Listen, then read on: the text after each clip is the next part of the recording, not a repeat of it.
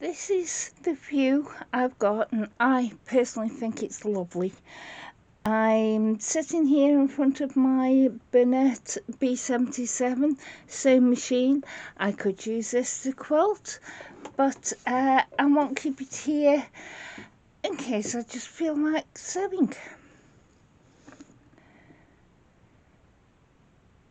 There on the table is my necky, which has an 11-inch throat, and I will be quilting up on that.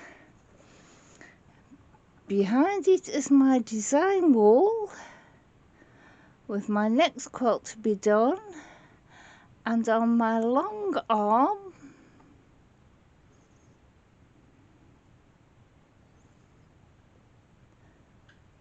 there's my Lone Star quilt. So if I feel like quilting but my knees aren't up to me standing, because I prefer to use long arm standing, and if my knees aren't up to it, I can sit down and quilt at the necky.